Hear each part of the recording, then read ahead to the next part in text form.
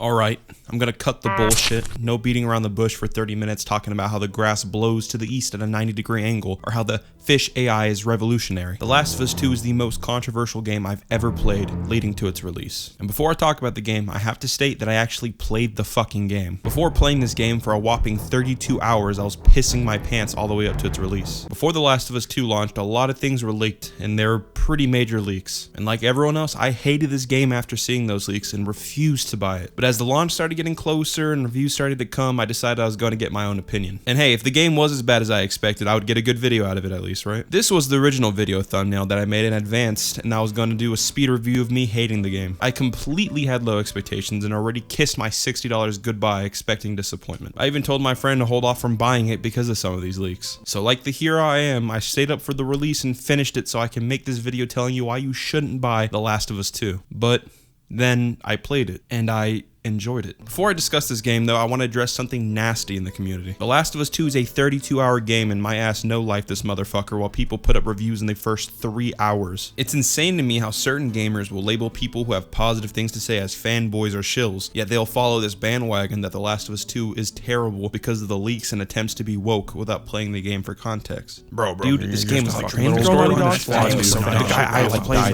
that's cringe. Yes, I'm being cynical and mocking sheep, and yes, I understand this game is not flawless and it has issues. I'm not blind to that, but what makes no sense is people throwing around these words like bad character writing, bad dialogue writing, and plot holes like they just came fresh off a Brian Table video essay. To have complaints like these wouldn't be a problem if they were defended properly and the user actually played the fucking game besides just hop around cutscenes and decide to get fired up over an intro. I even had an encounter from a dumbass who said you should be able to review something without fully playing it. Fucking idiot. No matter what, context always matters, and if you go into The Last of Us 2 based on the intro and ending, you're gonna get mad. Now with that, I'm gonna discuss the game. The Last of Us 2 is an amazing game from a technical level. This is the best looking game on the PlayStation 4 at the moment, and it's very clear why. The landscapes are pretty, the animation is slick, and the character models are polished. The combat is also very gripping and full of tension, and the areas are well constructed. And just like the first game, this game is full of tension and is very uncomfortable to play. Joel in the first game had way more of an arsenal and was more fitted for combat, but Ellie is just way more vulnerable, and your movement, ammo, and decision making are needed more than ever, especially with the new improved AI and mechanics. Stalkers are scary to deal with as they lurk or hide in walls. Fighting scars as they whistle and shoot arrows at you is nerve-wracking. And wolf soldiers that have dogs that track my scent were fun, forcing me to move and interact with the environment. Also, I'm gonna state now that Last of Us 2 is super fucking brutal. Executed enemies will gush blood from their necks as they begin to choke on it. Headshots will make enemy skulls explode, and shotgun shots will blow off legs and arms. Combat in this game between melee weapons and firearms will leave impact on the enemy with them being ragdolled for a little bit. Also, the attention to detail is amazing. Enemies will interact with each other and remember each other's names. And if you kill somebody and their friend sounds off, but they don't respond, they will attempt to look for them. Some point I killed a dog and his trainer shouted in sadness, "Bear!" And when playing as Abby, I got to meet Bear in his cage and even throw a ball at him. Also, yes, you will kill dogs in this game. It's not that big of a deal. Many games have you kill dogs as they attack you. Just get over it. Also, if you kill a dog's trainer, the dog will begin to whine over its corpse. As much as the AI is good though, my loud ass is stomping through grass most of the game and they just don't care. I would be loud as hell and then run away and dive into tall grass and I'm out of sight. Now I'm gonna move on to the story. The marketing for this game is misleading in regards to Joel. Joel isn't a playable character in The Last of Us 2 besides the intro, and the cutscenes that involve him are usually flashbacks. The game chose to false market Joel's involvement, and this is just super scummy and unnecessary. I don't want to spoil the game, but it's necessary that you know that Joel dies, and he's not an active side character. Joel's death was one of the major leaks 4 months ago, and it fuels the plot of this whole game. The Last of Us 2 is a very uncomfortable game to play because of its story. Joel's death isn't heroic and it's shocking to witness, but the game is centered around it and the characters grow off of it. Joel dying in general I don't have a problem with, but I understand why people are really saddened by it. People have this expectation that Joel has to die a hero's death, but Joel isn't Spider-Man. The ending of The Last of Us has Joel killing through a Firefly hospital while also stopping the world from having a cure from the infection. Before this, Joel was involved in gang war, and before this, Joel had to kill innocents to survive. I love Joel as a character, and it was hard to see him die, and inevitably his past does catch up to him. I state this because The Last of Us 2 makes a lot of bold decisions that make you not want to play at times. You switch between Ellie and Abby throughout the game, and they're both the antagonists to each other. And playing as Abby could be hard because of how unlikable she is due to her actions. Like I said, it's very uncomfortable to have a fan favorite character be murdered brutally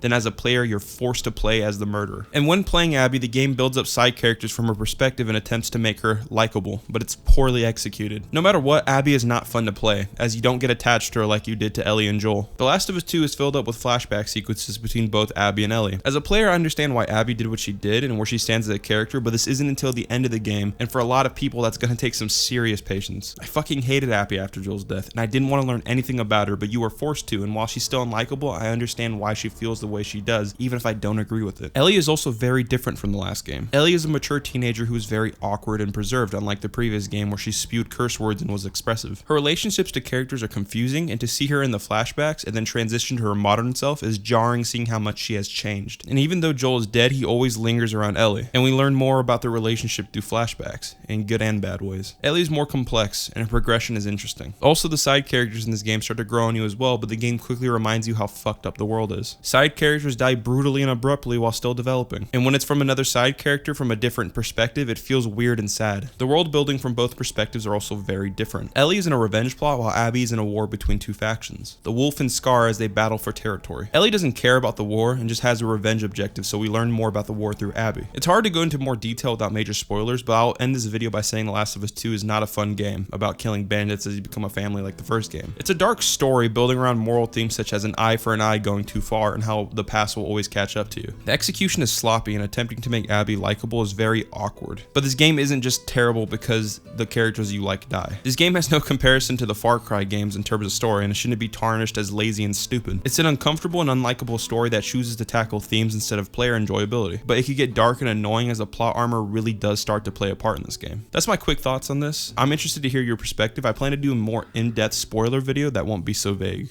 I have other videos on my channel if you're interested, so yeah, see ya.